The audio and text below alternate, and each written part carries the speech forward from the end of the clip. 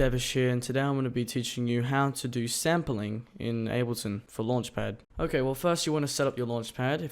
To do that, you need to go to Preferences, select your Launchpad type and control surface, go to Input and select your Launchpad.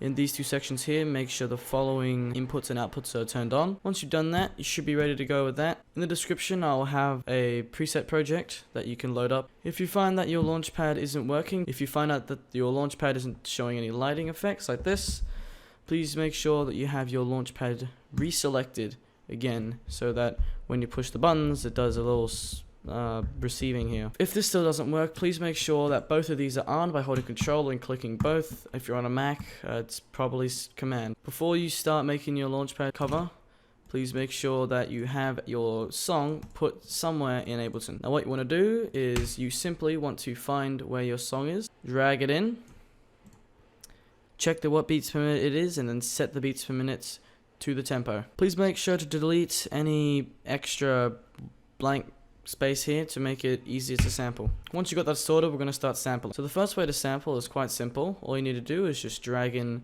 your song. You want to drag this selector here, turn off loop, zoom in, drag here to select your section that you want it to play, and then you want to go to the sampling section, push your button that you want to play, and drag it in. And then turn up the release. If you keep the release at what it is, if I just click it really quickly, it'll play very short.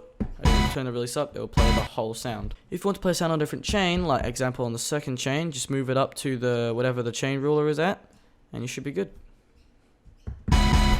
That's the first way of sampling. The second way to sample is by not doing any of that, and that is simply selecting it from here, going here, not having that in there in the first place, then dragging it in. Turn the release, works perfectly. I prefer this way of sampling, as when you're doing sampling in this way, you're going to have to keep adding on extra lines and layers and stuff. It's quite unorganized. Now let's say you want to play a long segment, for example, something that's about that long, okay? If you listen,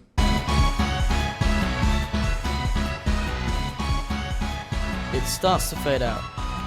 Now what we can do to fix that is go into MIDI effects, adding a note length and turning it all the way up.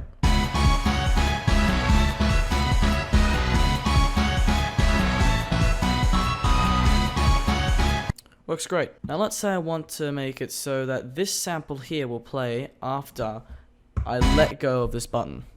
All you have to do is drag it in, add a note length, and turn the trigger to note off. That's it for the sampling tutorial. If you've enjoyed this tutorial, please leave a like so that I know that you're going to want more. Thanks for watching. I'll see you in the next one.